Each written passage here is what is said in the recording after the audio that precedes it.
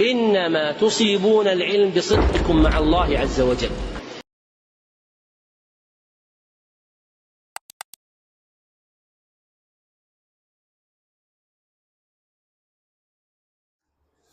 بسم الله الرحمن الرحيم.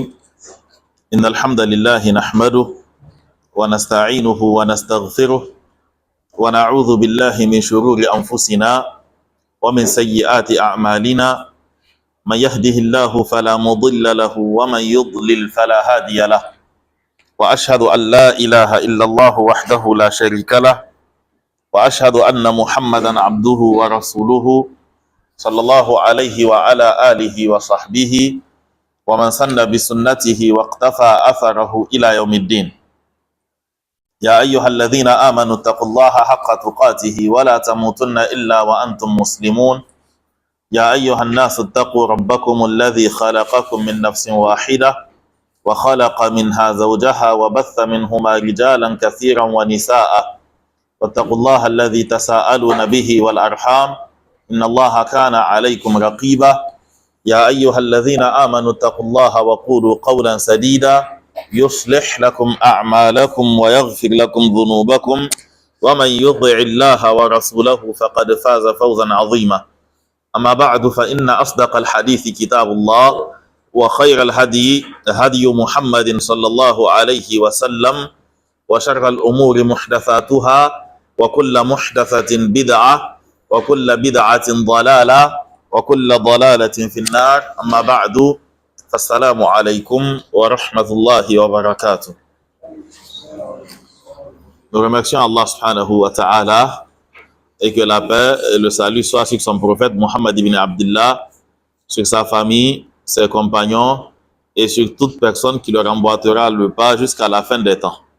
Nous sommes donc aujourd'hui le premier du mois de Al-Muharram, donc de l'an 1447 dorénavant, qui correspondrait donc au 26 juin 2025. Nous allons, Inch'Allah, commencer notre assise aujourd'hui par le document, d'ailleurs par le seul document qu'il nous reste, qui est Al-Wajizu fi fiqh sunnati wal kitab al-aziz.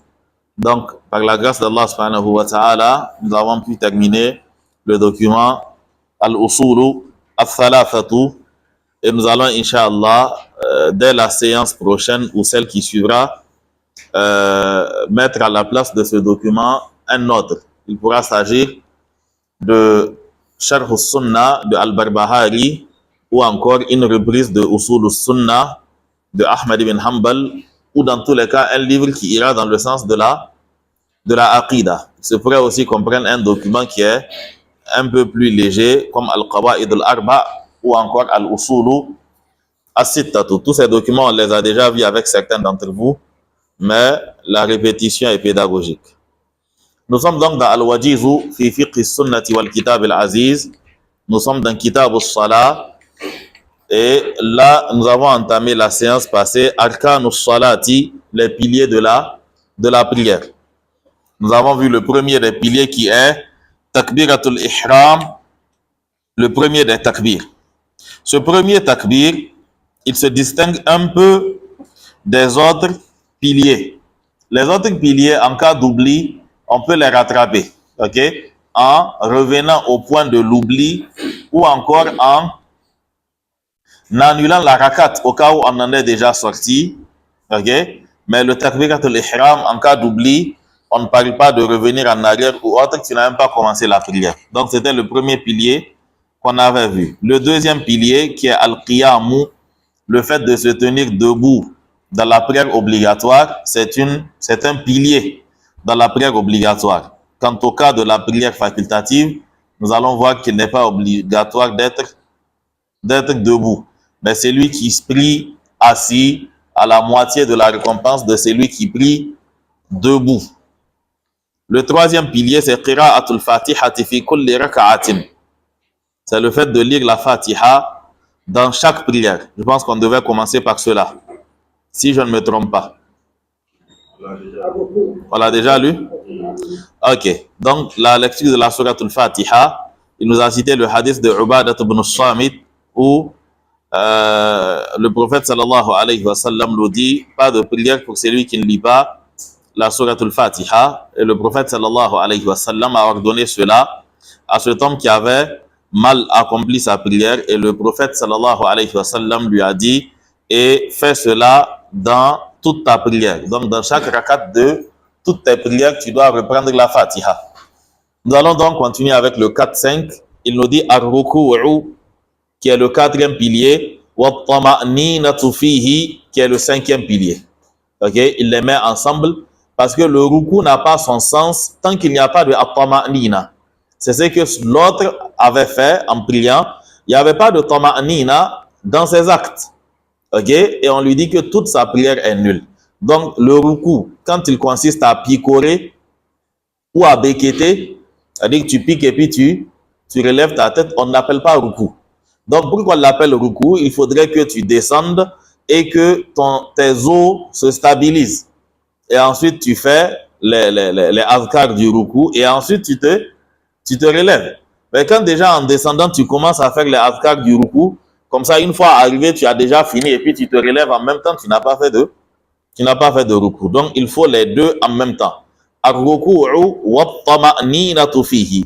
Le ruku et le fait d'y être stable, tranquille, le fait de se stabiliser. At-tama'nina, c'est la tranquillité. Ok, c'est le fait d'être apaisé, le fait de ne pas être,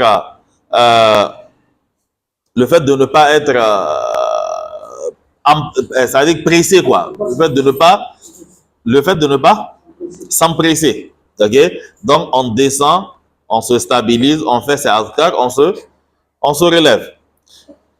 Donc Allah subhanahu wa ta'ala nous dit, Ya ayyuhalladhina amanu rka'u wasjudu, ô vous croyants, courbez-vous, ok, wasjudu, et prosternez-vous. Donc inclinez-vous et prosternez-vous.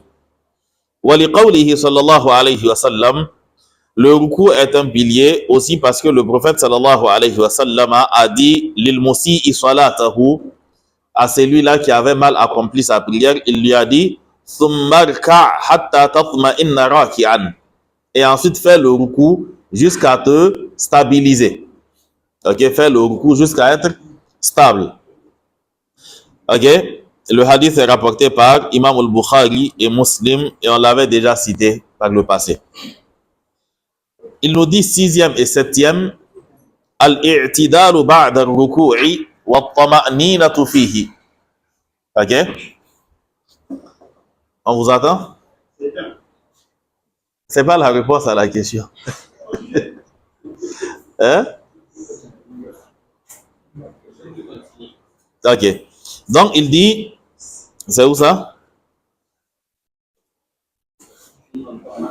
Naam, donc liqawlihi sallallahu alayhi wa sallam, le prophète sallallahu alayhi wa sallam a dit lil musi'i salatahu, à cet homme qui avait mal accompli sa prière, thumma rka', et ensuite fait le ruku, hatta tatma'inna raki'an, jusqu'à ce que tu te stabilises totalement dans ta prière. Ok, fais le ruku jusqu'à être totalement stable dans la prière. Naam, le hadith est rapporté par Imam al-Bukhari et Muslim. Le 6e et 7e pilier, al-i'tidalu ba'da al-ruku. Al-i'tidalu ba'da al-ruku'i wa at-tama'ninatu fihi. C'est le fait de se relever après le ruku. Et quand on se relève après le ruku, il appelle cela al-i'tidal. C'est-à-dire que c'est le fait de se redresser du ruku. Le fait de se redresser après avoir accompli le ruku. Donc cela signifie que tu te mets totalement droit, comme tu étais avant de te mettre au ruku. Ok, forcément. Tu te redresses comme tu étais avant d'aller au ruku. Donc, al-i'tidalu ba'da al-ruku', le fait de se redresser après le ruku', wa at-tama'ninatu fihi, et le fait de se stabiliser dans cette posture-là. Donc, on se redresse et on reste comme on est en disant la formule qu'il faudrait dire que nous allons voir, Inch'Allah. Comment? Al-i'tidalu ba'da al-ruku'i wa at-tama'ninatu fihi. C'est un? Wa at-tama'nina, un dhamma. Ou bien le hamza qui n'a pas son soukoun. Non, ce sont des dhamma. At-tuma'ninatu. Ok? Donc, il dit en Abi Sa'id al-Khudri, en Abi Mas'ud al-Ansari, radiyallahu anhu. Donc, Abu Mas'ud al-Ansari, qala, il dit, qala Rasulullah sallallahu alayhi wa sallam. Abu Mas'ud al-Ansari, il dit que le prophète sallallahu alayhi wa sallam a dit, la tujzi'u salatun, n'est pas valide une prière, la yuqimu ar-rajulu fiha sulbahu, n'est pas valide une prière pendant laquelle l'homme ne redresse pas son dos. Vous vous rappelez du hadith wa bihasbi ibni adama akalatun yuqimna sulbahu, le hadith qu'on avait vu la fois passée avec certains d'entre vous. Donc as-sulbu, c'est le dos. Ok, dans ce cadre-là. Donc, n'est pas valide une prière pendant laquelle l'homme ne redresse pas son dos lors du ruku et du sujud, c'est-à-dire en se redressant ou encore en les accomplissant, il ne fait pas preuve de ruku et de stabilité, alors que cela n'est pas valide. S'il fait le ruku sans arriver jusqu'au point du ruku, le ruku n'est pas valide. S'il se redresse alors qu'il n'est pas debout totalement et qu'il descend pour faire le sujud, alors c'est toujours pas bon. Ok? Donc, il dit, la tujzi'u salatun la yuqimu ar-rajulu fiha sulbahu fi ar-ruku'i was-sujudi. Wa qala an-nabiy sallallahu alayhi wa sallam lil musi'i salatahu. Et le prophète sallallahu alayhi wa sallam a dit, lil musi'i salatahu, à cet homme qui avait accompli mal sa prière, et ensuite redresse-toi du ruku hatta ta'tadila qa'iman. C'est ça? Redresse-toi du ruku hatta ta'tadila qa'iman, jusqu'à te stabiliser debout. Donc jusqu'à ce que tu te redresses totalement et que tu restes debout. Il s'agit du même hadith de Al-Musi'u salatahu, Imam al-Bukhari et Muslim. 8e et 9e pilier, as-sujudu, le sujud wa tuma'ninatu fihi, et le fait de se stabiliser pendant le sujud. Donc, on ne béquette pas sa prière. Quand on descend, on se stabilise dans le sujud. C'est-à-dire, quand on fait le sujud, on se stabilise dans le sujud et on fait les afkar du sujud. Liqawlihi ta'ala, le sujud est un pilier parce que Allah nous interpelle, il nous dit, ya ayyuhalladhina amanu, ô croyants, irka'u, courbez-vous, inclinez-vous, faites le ruku, wasjudu, et faites le sujud. Maintenant, at-tuma'nina, le fait de se stabiliser. La preuve que c'est un pilier, c'est liqawlihi sallallahu alayhi wa sallam. C'est parce que le prophète sallallahu alayhi wa sallam a dit, lil musi'i salatahu, à cet homme qui avait mal accompli sa prière, summa sujud. Et après ton ruku, fais ta prosternation. Après t'être redressé, summa sujud, et ensuite prosterne-toi hatta tatma'inna sajidan, jusqu'à te stabiliser dans la posture de sujud. Tu fais le sujud et tu te stabilises ainsi. Summa rfa', et ensuite relève-toi hatta tatma'inna jalisan, jusqu'à ce que tu te stabilises étant assis. Donc l'assise entre les deux sujud. Summa sujud, et ensuite prosterne-toi hatta tatma'inna sajidan, jusqu'à ce que tu te stabilises dans cette posture-là. Ok? Donc, on fait le sujud, on se stabilise dans le sujud, et ensuite on fait les azkar, et ensuite on s'assoit correctement, et ensuite on fait les azkar, et on se remet encore au sujud en reprenant ces mêmes azkar-là. Il nous dit a'dha'u sujudi, les membres de la prosternation. Quand on se prosterne, quels sont les membres qui sont censés supporter donc le corps? Sur quoi est-ce qu'on se prosterne? On ne se prosterne pas seulement sur le front. On se prosterne, comme l'a dit le prophète sallallahu alayhi wa sallam, sur 7 membres. Il nous dit, an ibn Abbasin, qala an-nabiyyu sallallahu alayhi wa sallam. Les rapportés de Ibn Abbas, que le prophète sallallahu alayhi wa sallam a dit, umirtu il m'a été ordonné an asjuda ala sab'ati a'zumin. Il m'a été ordonné de me prosterner sur 7 os, littéralement 7 os, donc pour dire 7 membres. Ala al-jabhati, sur le front. Et en même temps qu'il disait le front, wa ashara bi yadihi ila ala anfihi, et en même temps qu'il disait le front, il indiqua donc avec sa main le nez. Donc, parce que le nez et le front, on va ensemble, on le verra tout de suite, Inch'Allah. Donc, en même temps qu'il disait sur le front, il montrait aussi le nez. Il a établi le front donc par sa parole et le nez par son geste. Donc, les deux doivent être à terre. Wal yadaini, les deux mains. War rukbataini, les deux genoux. Wa atrafil qadamaini, et ensuite les extrémités des deux pieds, pour dire les orteils. Les orteils aussi sont fixés et dirigés vers la qibla. On en avait parlé l'autre fois quand on lisait sa Sifatu as-Salah, le résumé qu'il a fait sur la description de la prière du prophète sallallahu alayhi wa sallam.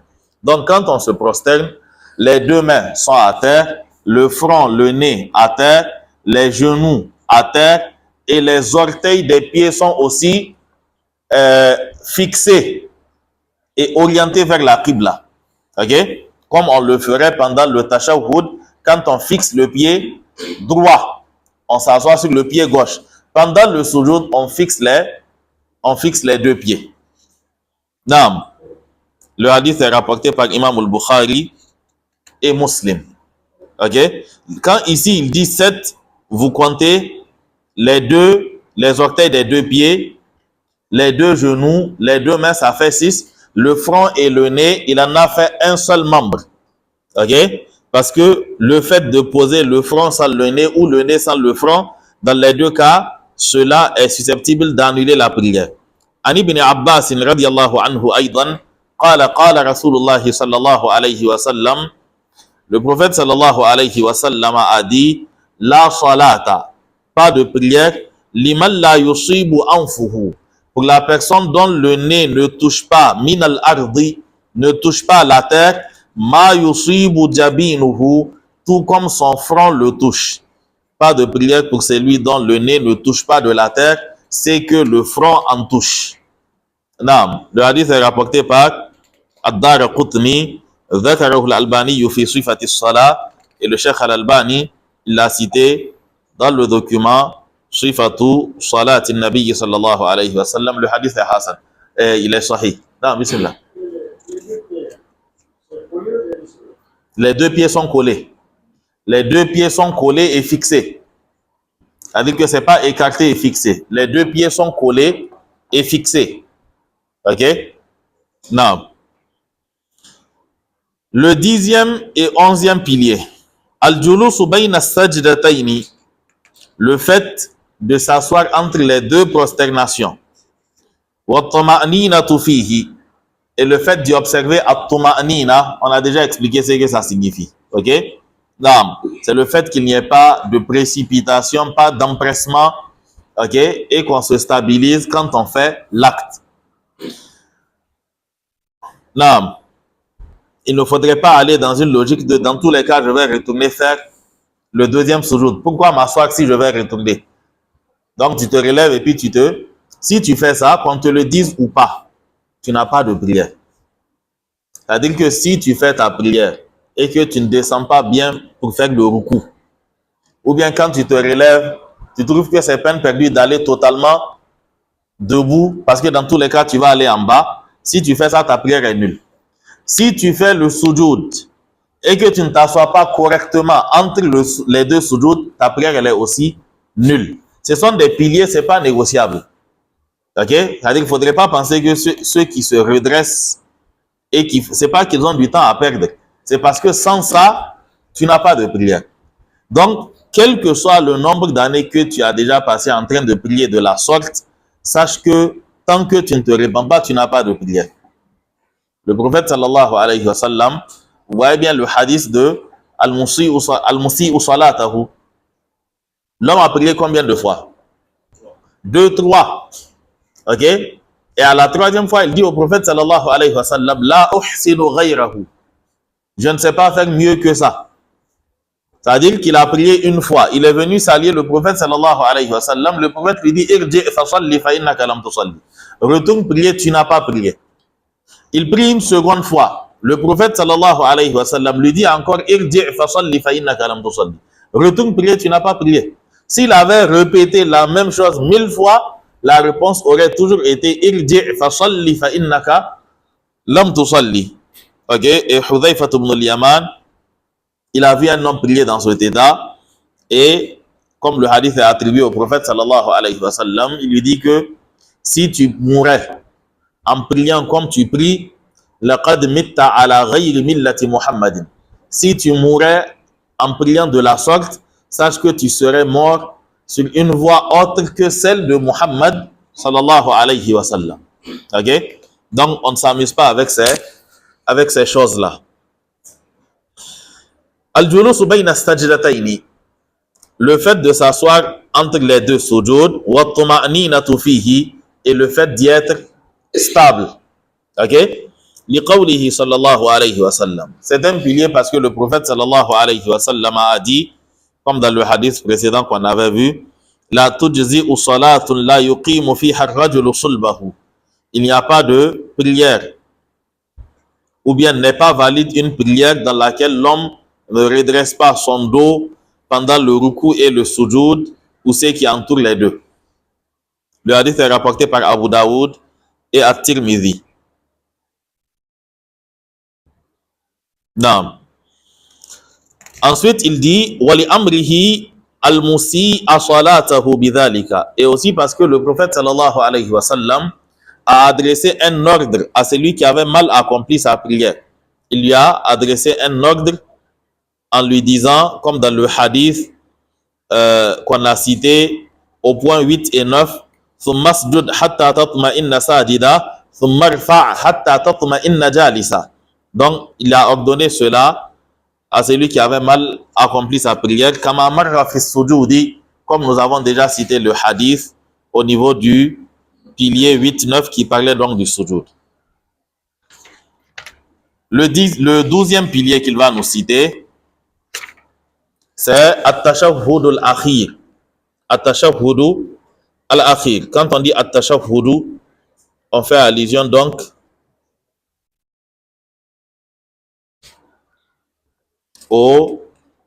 à l'assise donc qu'on observe après 2 rakats. Donc At-Tashahhud al-Akhir, c'est l'assise et les propos qu'on dira donc pendant cette assise qui vient juste avant le salam. Ok? Naam, il parle du dernier tashahhud. At-tashahhud al-akhir. Le dernier des tashahhud est un pilier. Pourquoi est-ce qu'on ne considère pas le premier tashahhud comme étant un pilier? C'est compte tenu de la manière dont le prophète sallallahu alayhi wa sallam a rectifié la prière quand il avait oublié le tashahhud. Un pilier annule une rakat. Et quand il n'est pas trop tard, on retourne au niveau du pilier pour corriger, c'est-à-dire pour faire le pilier qu'on a oublié. Et ensuite, à la fin de la prière, on fait 2 sujoud après la salam. Ok?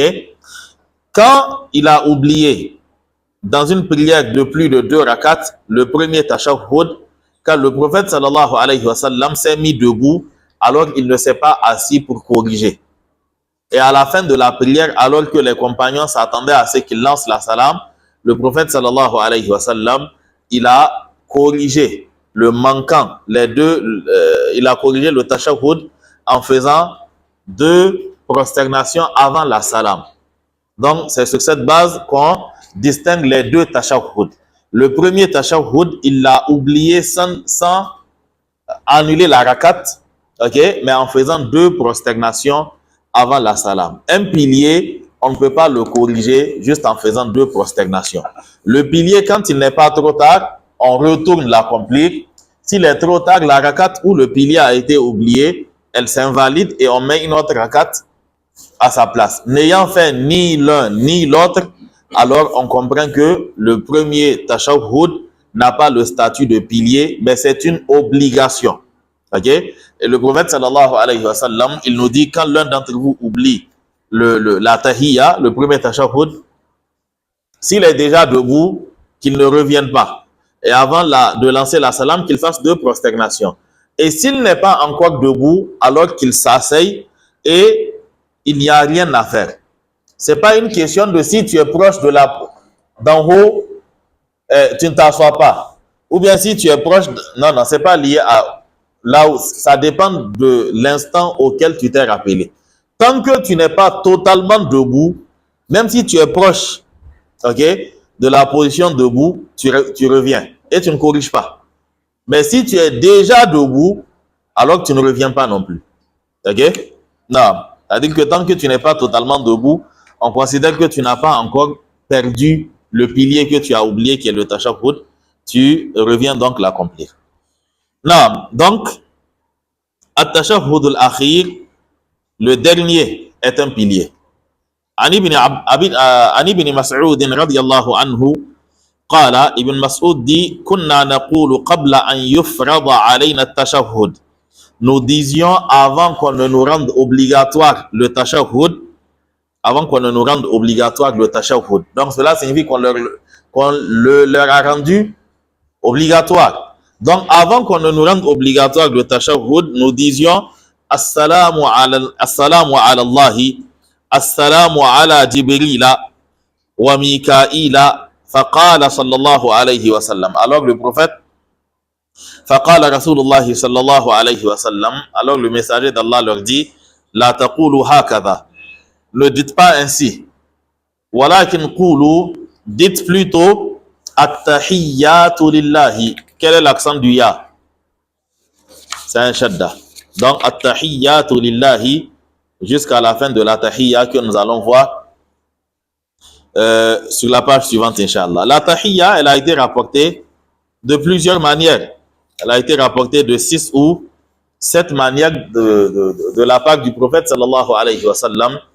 Donc, il est bien de faire varier les formules. On peut retrouver ces formules-là dans Sifatu Salat al-Nabiyyi sallallahu alayhi wa sallam, toutes les 6 ou 7 formules. Ok. Maintenant, il nous dit fa'idatun. Il veut nous parler d'une fa'ida qui a un petit lien avec peut-être une notion de langue arabe ou autre. Quand on fait la tahiyya, on dit assalamu alayka ayyuhan nabiyyu wa rahmatullahi wa barakatuh. La partie assalamu alayka, c'est une parole qui est adressée lil mukhatabi. C'est une parole qui est adressée à l'interlocuteur. Ibn Abbas va nous expliquer que du vivant du prophète sallallahu alayhi wa sallam, il disait assalamu alayka, que la paix soit sur toi, parce qu'il était encore vivant et qu'il était avec eux. Il disait assalamu alayka ayyuhan nabiyyu wa rahmatullahi wa barakatuh, assalamu alayna, jusqu'à la fin. Mais il dit qu'après la mort du prophète sallallahu alayhi wa sallam, il ne disait plus assalamu alayka ayyuhan nabiyyu, mais il disait plutôt assalamu ala nabiyyi wa rahmatullahi wa barakatuh. Donc le discours est passé de la deuxième personne à la troisième personne. Deuxième personne, la personne est là, que la paix soit sur toi, ô prophète d'Allah subhanahu wa ta'ala, ainsi que sa miséricorde et sa bénédiction. Et après la mort du prophète sallallahu alayhi wa sallam, ils ont changé le discours en disant assalamu ala nabiyyi, que la paix soit sur toi et que la paix soit sur le messager ou bien sur le prophète, ainsi que la miséricorde et la bénédiction. Par rapport à cela, les savants se sont posé la question, est-ce qu'il s'agit ici d'un ijtihad de la part de Ibn Mas'ud, ou bien il s'agit d'un acte qu'il a accompli sur peut-être les directives du prophète sallallahu alayhi wa sallam de son vivant. Surtout que la chose a été rapportée de Ibn Mas'ud, tout comme ça a été rapporté de Aïcha radhiyallahu anha. Donc nous allons voir cela après la prière, Inch'Allah. سبحانك اللهم وبحمدك أشهد أن لا إله إلا أنت أستغفرك وأتوب إليك وصلى الله على نبينا محمد وعلى آله وصحبه وسلم والسلام عليكم ورحمة الله وبركاته. Il dit donc, قال السبكي في شرح المنهاج. المنهاج c'est un document de fiqh shafi'ite. السبكي il est du madhab shafi'ite. السبكي dit بعد أن ذكر هذه الرواية. Il a dit donc après avoir cité ce hadith là من عند أبي عوانة وحده. Donc après avoir cité le hadith en citant seulement le fait que Abu Huraira l'a rapporté, ou bien le fait que Abu Awana l'a rapporté, il dit que in sahha hadha 'ani sahabati. Si ce fait est établi et qu'il est réellement rapporté des compagnons, dalla ala anna al-khitab fi as-salam ba'da an-nabiy sallallahu alayhi wa sallam ghayru wajibin. Alors cela montre que le fait de faire le tashahhud à la deuxième personne après le prophète sallallahu alayhi wa sallam, cela n'est pas obligatoire. Fayuqalu, et donc on dira en lieu et place de assalamu alayka ayyuhan nabiyyu, on dira assalamu ala nabiyyi. Qultu, Ibn Hajar dit al-qa'il al-hafiz. Donc c'est Ibn Hajar qui parle ici. Il dit que qad sahha bila raybin, et cela a été authentiquement rapporté sans aucun doute de Ibn Mas'ud donc. OK? Il dit وَقَدْ وَجَدْتُ لَهُ مُتَابِعًا قَوِيًّا, et je lui ai trouvé une chaîne de transmission supplémentaire.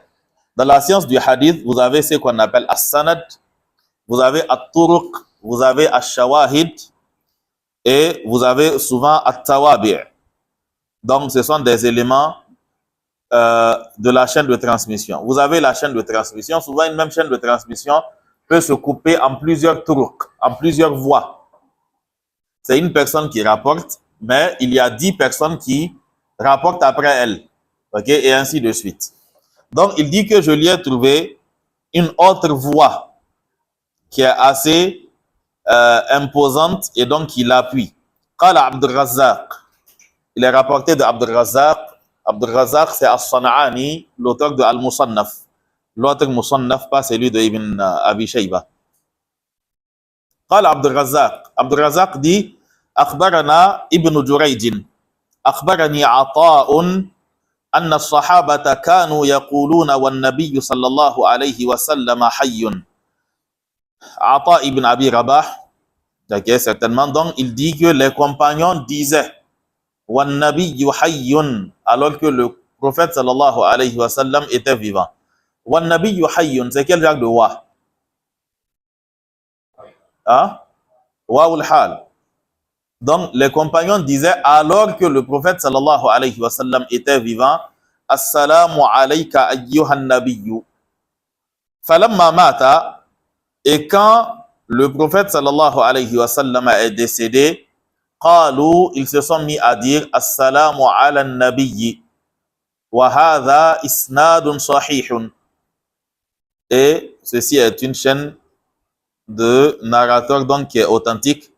Intaha, donc ici prennent fin les propos de Al-Hafiz ibn Hajar dans son Fathul Bari, volume 2, page 314. Je reviens un peu en arrière. La partie où il dit وأخرجه أبو عوانة في صحيحه والسراج والجوزقي وأبو نعيم الأصبهاني والبيهقي من طرق متعددة إلى أبي نعيم. Vous avez retrouvé l'endroit?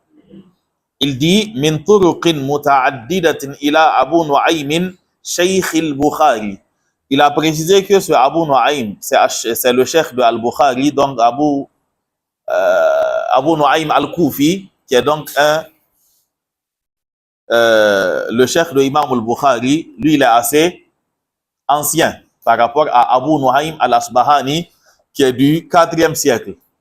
Ce Abu Nu'aym, le cheikh de Imam Al-Bukhari, lui, il est du 3e siècle. c'est-à-dire 200 et quelques. Okay? Imam al-Bukhari, lui, il est décédé en 256.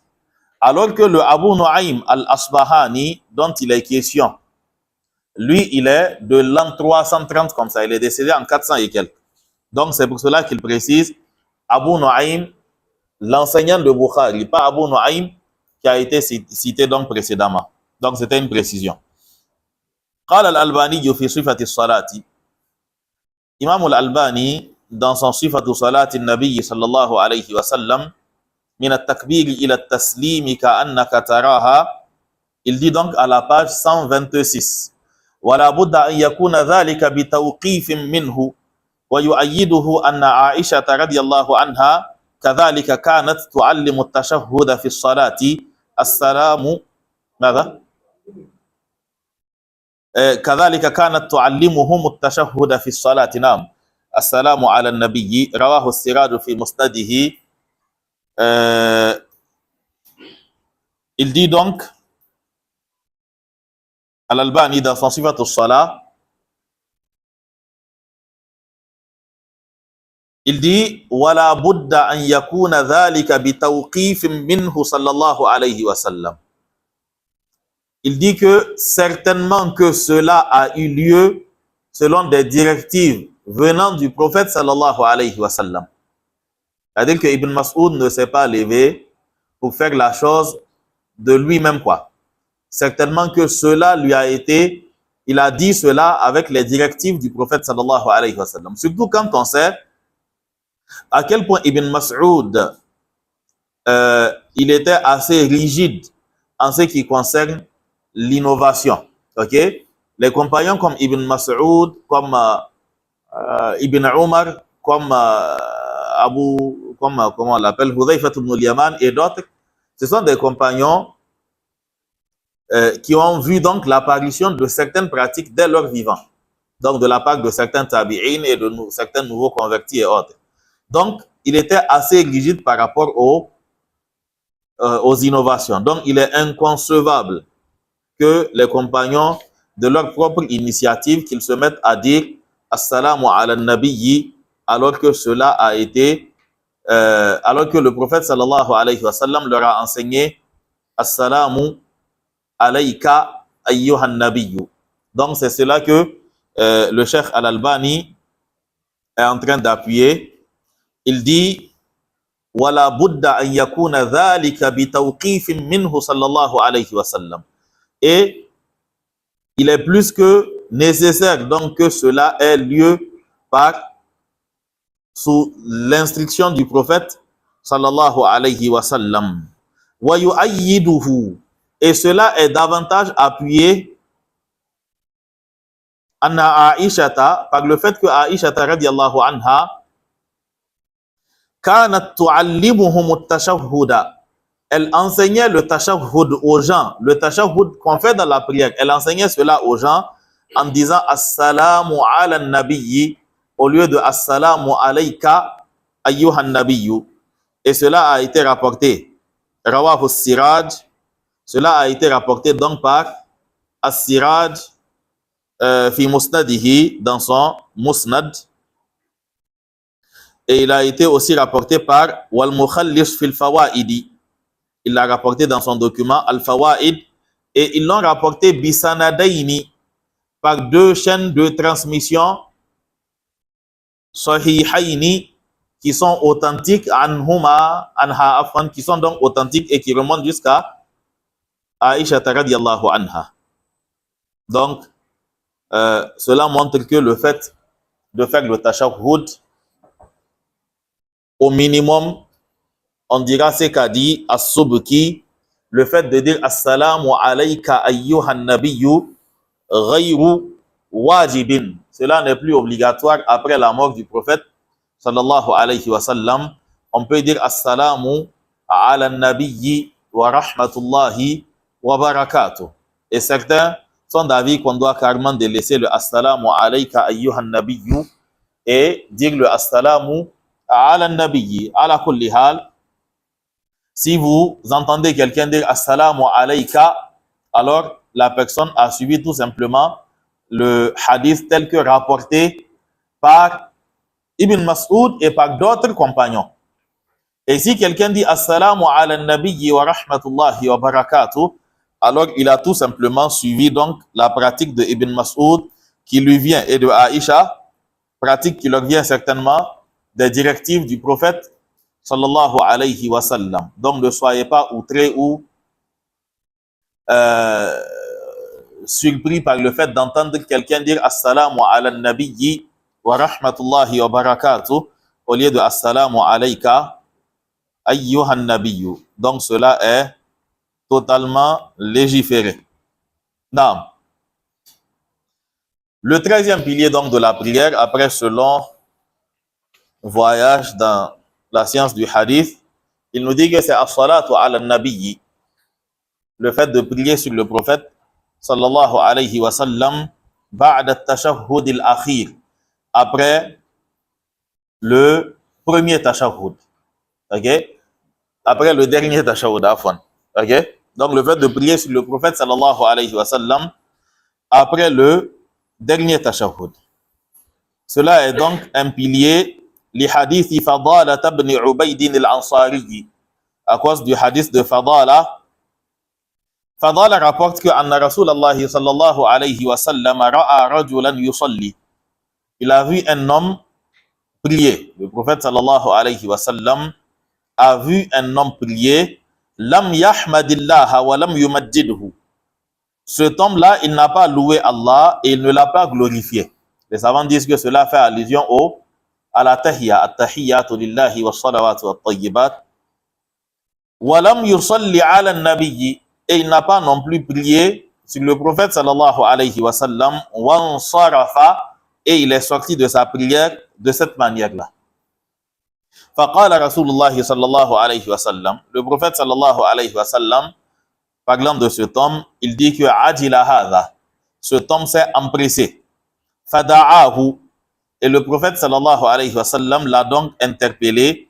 Wa qala lahu, et il s'est adressé à lui en lui disant wa li ghayrihi, mais il s'adressait aussi aux autres qui étaient présents. Il leur dit donc idha salla ahadukum, quand l'un d'entre vous prie, falyabda bitamjidi rabbihi wa thana'i alayhi, quand l'un d'entre vous prie, qu'il commence donc par glorifier son Seigneur et par le louer. Wal yusalli, et ensuite qu'il prie ala nabi sallallahu alayhi wa sallam, sur le prophète sallallahu alayhi wa sallam, thumma yad'u bima sha'a, et ensuite qu'il invoque Allah subhanahu wa ta'ala en demandant donc ce qu'il veut. Donc ici il nous parle de trois choses, qu'il commence par bitamjidi rabbihi wa thana'i alayhi, thumma wal yusalli ala nabi, et ensuite thumma yad'u bima sha'a. Donc la tahiyya, la prière sur le prophète sallallahu alayhi wa sallam, et les invocations qui sont donc légiférées après cela. La partie idha salla ahadukum falyabda, c'est quelle lame qui est là-bas? Le falyabda, lam al-amr. Et pourquoi il a pris soukoun? À cause du fa. Wal yusalli, c'est quelle lame là-bas? Lam al-amr aussi. Et pourquoi le soukoun? S'il n'y avait pas le wa, qu'est-ce qu'on aurait dit? Li yusalli. Non, donc le hadith est rapporté par At-Tirmidhi et Abu Daoud, et le hadith, il est sahihul isnad. Ensuite, an Abi Mas'ud qala. Abu Mas'ud nous dit aqbala rajulun hatta jalasa bayna yaday Rasulillahi sallallahu alayhi wa sallam wa nahnu indahu. Un homme s'est dirigé donc vers le prophète sallallahu alayhi wa sallam jusqu'à s'asseoir devant le prophète sallallahu alayhi wa sallam. Aqbala, se diriger vers. Ok? Donc, un homme s'est dirigé. C'est pas qabla ou c'est pas un hamza istifham avec qabla. Aqbala, donc le fait de venir vers le contraire de adbara, le fait d'aller donc. Donc, aqbala adbara. Donc, aqbala rajulun hatta jalasa. Un homme s'est donc dirigé. Donc, il venait en direction du prophète sallallahu alayhi wa sallam et des compagnons qui étaient assis. il a marché hatta jalasa bayna yaday Rasulillahi sallallahu alayhi wa sallam. Il a continué à marcher jusqu'à s'asseoir devant le prophète sallallahu alayhi wa sallam. Abu Mas'ud dit wa nahnu indahu. C'est quel wa? Un wa al-hal. Wa nahnu indahu, alors que nous étions à son niveau, alors que nous étions en compagnie du prophète sallallahu alayhi wa sallam. Faqala ya Rasulallah. L'homme a dit au prophète sallallahu alayhi wa sallam, amma salamu alayka. Pour ce qui est de assalamu alayka, dans le verset, Allah dit que inna Allaha wa malaikatahu yusalluna ala nabi. Ya ayyuhalladhina amanu sallu alayhi wa sallimu taslima. Il dit donc que amma salamu alayka, pour ce qui est du fait de faire assalamu, donc de répondre à l'injonction qu'il y a dans le verset, faqad arafnahu. Nous savons dorénavant comment prier ou bien demander le salut pour toi. Ok? Rappelez-vous, on avait vu dans le hadith du point 12, le hadith de Ibn Mas'ud, au niveau du tashahhud, il disait assalamu ala Allahi, assalamu ala Jibril, assalamu ala. Et le prophète sallallahu alayhi wa sallam leur a interdit cela en leur disant de dire at-tahiyyatu lillahi. Il dit amma assalamu alayka faqad arafnahu. Pour ce qui est de assalamu, comment faire le salam sur toi, répondre donc à l'injonction qu'il y a dans le verset, nous savons comment le faire. Maintenant la question, fa kayfa nusalli alayka? Comment allons-nous prier sur toi? Idha nahnu sallayna alayka fi salawatina. Une fois qu'on a demandé la salam pour toi dans nos prières, comment faire la salat sur toi? Dans le verset, c'est deux choses qui sont demandées. Ya ayyuhalladhina amanu sallu alayhi wa sallimu taslima. Pour ce qui est de sallimu taslima, tu nous as dit comment faire la salam sur toi. On loue Allah. Et à la fin, on dit assalamu alayka ayyuhan nabiyyu wa rahmatullahi wa barakatuh ou assalamu ala nabiyyi wa rahmatullahi wa barakatuh. Il dit ça, on a déjà compris ça. Maintenant, comment faire la salat sur toi? Idha nahnu sallayna alayka fi salawatina. Quand nous devons faire la salat sur toi dans nos prières, qu'est-ce que nous devons dire? Ok? Sallallahu alayka. Et donc, il dit que la paix soit sur toi, que le salut, que la prière d'Allah soit sur toi. Qala, Abu Mas'ud dit, fasamata. Le prophète sallallahu alayhi wa sallam s'est tu. Hatta ahbabna anna ar-rajula lam yas'alhu. Le prophète sallallahu alayhi wa sallam s'est tu à tel enseigne que nous aurions souhaité que cet homme ne lui pose pas cette question. C'est-à-dire qu'on aurait bien voulu que cet homme n'ait pas posé cette question. Parce que suite à une question, le silence peut être interprété de plusieurs manières. Ok? Il peut s'agir d'une gêne. Ok? Peut-être que la question gêne. Parce que là, il s'agit du prophète sallallahu alayhi wa sallam. Comment te faire telle chose? Même dans la vie courante, ça arrive quoi. Tu rends un service à quelqu'un et puis il te demande comment te remercier. Tu ne sauras pas exactement. C'est un peu gênant. Ok? Non. Donc, le prophète s'est tu et donc l'ambiance est devenue un peu... C'était lourd quoi. Les compagnons ont dit, nous aurions voulu que cet homme se soit tué en fait, qu'il n'ait pas eu à poser cette question-là. Mais le silence suite à une question, dans le cas du prophète sallallahu alayhi wa sallam, il s'agit d'attendre une révélation. Ok? Et cela montre que si le prophète sallallahu alayhi wa sallam, quand une question lui est posée, il attend la révélation pour répondre, cela signifie que toi aussi, quand une question t'est posée et que tu n'as pas l'élément de réponse en main, tu n'auras pas de révélation à coup sûr, mais tu dois attendre d'aller fouiller dans la révélation ce qui a été dit. Le fait de reporter, de différer une réponse, c'est pas une honte. Ok? Le prophète s'est tu, il a attendu. Summa qala, Ensuite, le prophète sallallahu alayhi wa sallam dit Idha antum sallaytum alayya. Quand vous priez sur moi, alors faqulu, dites Allahumma salli ala Muhammadin al-nabiyyi al-ummi wa ala ali Muhammadin. Al-hadith. Ok? La prière sur le prophète sallallahu alayhi wa sallam aussi, il y a 6 ou 7 formules qui ont été rapportées. Et certainement que celle-là n'est pas la formule la plus connue. Ok?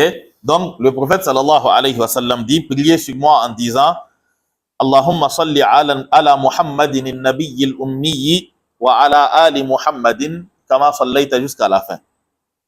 Donc, ce hadith est rapporté par Ibn Khuzayma et isnaduhu hasanun. Sa chaîne de transmission, elle est bonne, elle est hasan. Ok? Donc, aussi bien la prière, ou bien aussi bien la tahiyya que la salatul ibrahimiyya, il y a plusieurs formules. Au total, les deux recensent 13 formules. Ok? Donc, 6 ou 7 pour la tahiyya et 6 ou 7 pour la salatu al-ibrahimiyya. Donc, souvent, vous tombez sur une formule qui n'est pas celle que vous connaissez.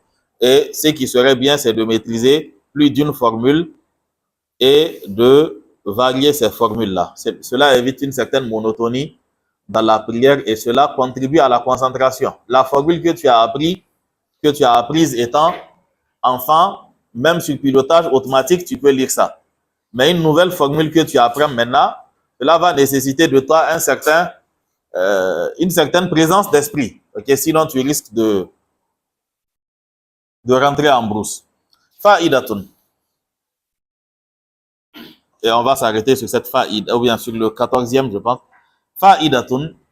أفضل صيغ الصلاة على النبي صلى الله عليه وسلم ما رواه كعب بن عجرة قال. Il dit la meilleure formule de prière sur le prophète sallallahu alayhi wa sallam, la formule la plus authentique de prière sur le prophète sallallahu alayhi wa sallam, ma rawahu Ka'b ibn Ujrata. C'est la formule rapportée par Ka'b ibn Ujra. Qala, Ka'b dit, qulna ya Rasulallah. Nous avons dit au prophète sallallahu alayhi wa sallam, qad alimna aw arafna kayfa as-salamu alayka. Nous avons su, nous avons compris comment faire la salam sur toi. Fa kayfa as-salatu. Mais comment se fait la prière sur toi? Qala, le prophète sallallahu alayhi wa sallam dit, qulu, dites, Allahumma salli ala Muhammadin wa ala ali Muhammadin kama sallayta ala ali Ibrahim innaka hamidun majid. Allahumma barik ala Muhammadin wa ala ali Muhammadin kama barakta ala ali Ibrahim innaka hamidun majid. Et ce hadith est rapporté par Imam al-Bukhari, Muslim, Abu Daoud, At-Tirmidhi, Ibn Majah et An-Nasa'i. Ok? Donc, cela est la formule la plus authentique.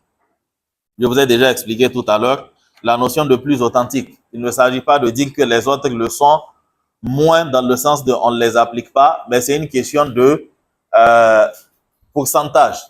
Ok? C'est-à-dire qu'il y a un hadith qui a atteint le summum de l'authenticité et peut-être que les autres sont à 95, 96, 97%. Si vous remarquez bien, aussi bien le hadith de Ibn Mas'ud, qu'il a déclaré être la meilleure formule de tahiyya, que le hadith de Ka'b ibn Ujra, qu'il a dit être la meilleure formule de Salatul Ibrahimiyya, ce sont des hadiths rapportés par Al-Bukhari et Muslim. Donc, quand Muslim rapporte un hadith, Al-Bukhari rapporte un hadith, et les deux rapportent un hadith, le hadith que les deux rapportent, c'est le hadith qui a le plus haut degré d'authenticité. Ils le sont tous, mais en termes d'échelon, c'est l'autre qui est le plus authentique. Ok? Non. Le dernier des piliers, une précision d'abord par rapport à la prière sur le prophète sallallahu alayhi wa sallam. Il n'y a pas de texte légiférant le fait de dire Allahumma salli ala sayyidina Muhammadin. Ok? Cet ajout n'existe pas. Cet ajout n'existe pas. On ne conteste pas le fait que le prophète sallallahu alayhi wa sallam soit un sayyid. Parce que lui-même, il disait Ana Sayyidu waladi Adam wala fakhr. Il dit, je suis le maître des fils d'Adam et je ne dis pas cela par vanité, par arrogance ou autre. Et ensuite, le prophète sallallahu alayhi wa sallam, il a expliqué le hadith de Ash-Shafa'atul Kubra, donc le hadith où les fils d'Adam feront le tour de Adam et des 5 grands prophètes pour leur demander d'intercéder afin que le jugement commence. Ok? Donc, on ne conteste pas le fait qu'il soit un sayyid, mais ce n'est pas la place. Ok? Ce n'est pas la place. Les formules d'invocation sont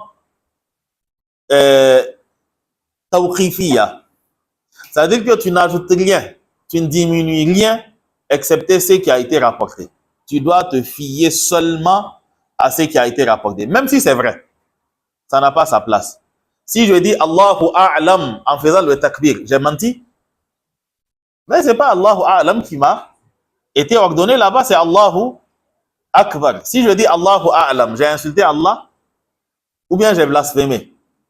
C'est vrai. Ou bien si je dis Allahu Akbar wa a'zamu wa ajallu wa amjadu, j'ai juste ajouté. C'est-à-dire que je n'ai fait que le glorifier davantage. Mais on me dira que c'est pas l'endroit. Ok? La même chose, Allahumma salli ala Muhammadin, c'est ce qui est rapporté. Allahumma salli ala Sayyidina Muhammadin, alors ça n'a pas, c'est pas l'endroit. Ok? C'est pas l'endroit. On ne modifie pas les termes de ces genres de formules-là.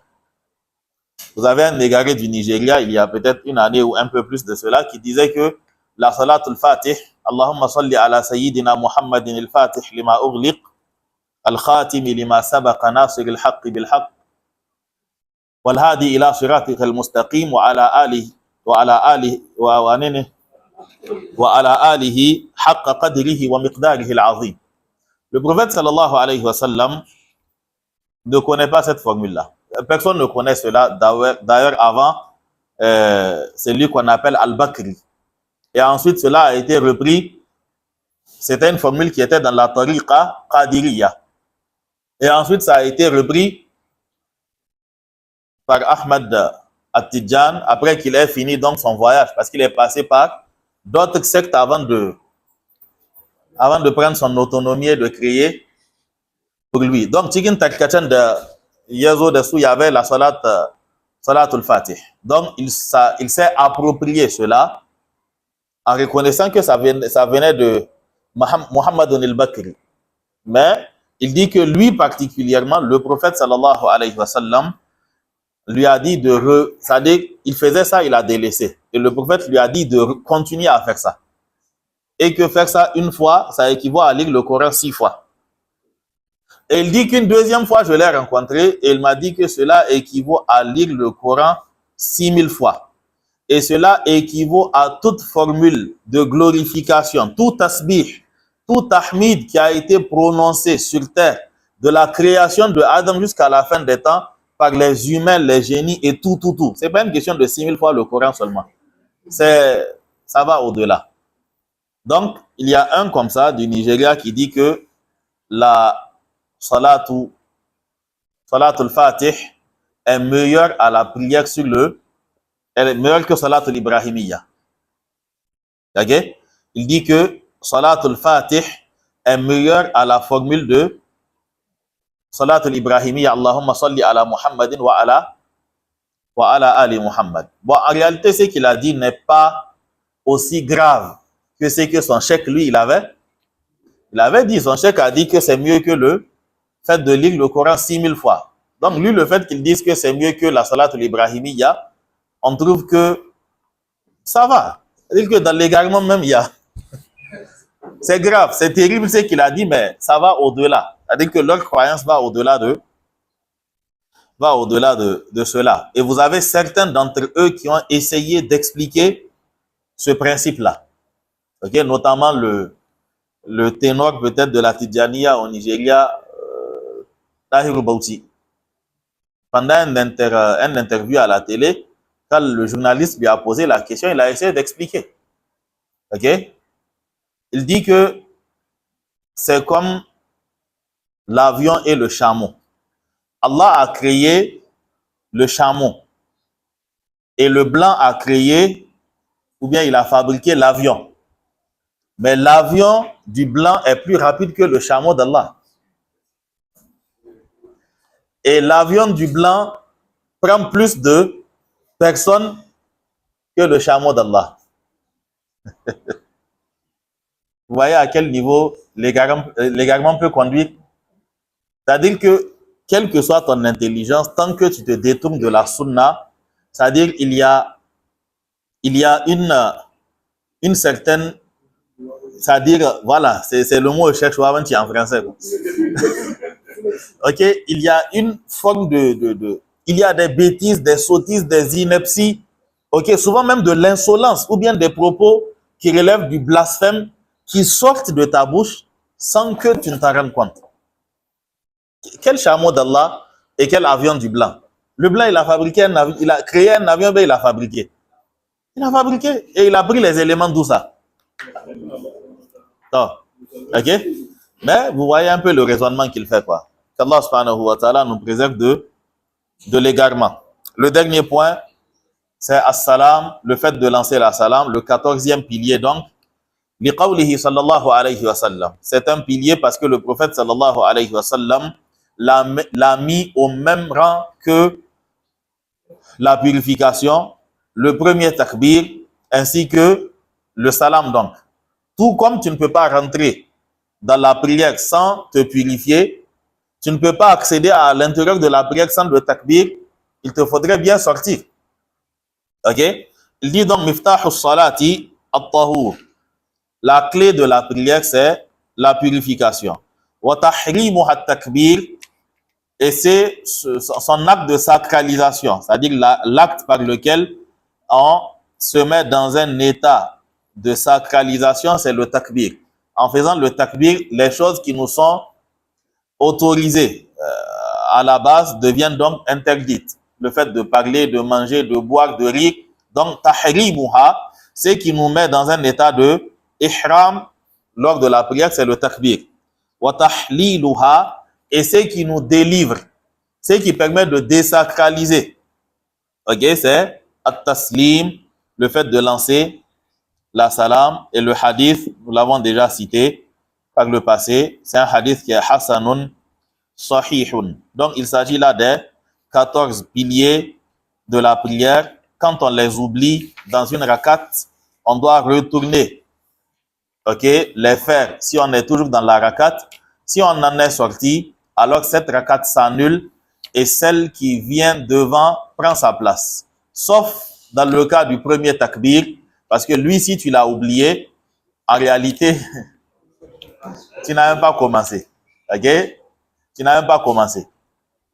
Donc là, il n'y a pas une question de retourner. C'est-à-dire que tu fais le takbir et tu commences. Et aussi au niveau du dernier salam, il y a une règle qui diffère des autres piliers. Les autres piliers, quand tu les oublies, si tu as atteint l'autre rakat, alors il n'y a plus lieu de revenir. Tu continues et ensuite la rakat prend la place de celle que tu as annulée et à la fin de la prière, après le salam, tu fais 2 prosternations. Mais sauf que après le dernier salam, il n'y a rien. Ok? Il n'y a rien. Donc, ce qui veut dire que quand tu oublies de lancer le dernier salam, si l'instant est court, la rakat ne va pas s'annuler. Ok? Tu vas lancer la salam, mais tu auras accompli des actes qui ne sont pas dans la prière. Ok? Quelqu'un qui n'a pas lancé le salam, sa prière n'est pas valide. Ok? Et donc, le salam a un statut particulier. Ok? Au niveau de beaucoup de corrections, il est assez particulier. Nous allons voir cela, Inch'Allah, peut-être au niveau de sujudu as-sahwi, bi'idhnillahi ta'ala. Donc, ici, prend fin donc la partie sur les arkanus salat. Subhanakallahumma wa bihamdik, ashhadu an la ilaha illa ant, astaghfiruka wa atubu ilayk, wa sallallahu ala nabiyyina Muhammadin wa ala alihi wa sahbihi wa sallam. Wassalamu alaykum wa rahmatullahi wa barakatuh. إنما تصيبون العلم بصدقكم مع الله عز وجل.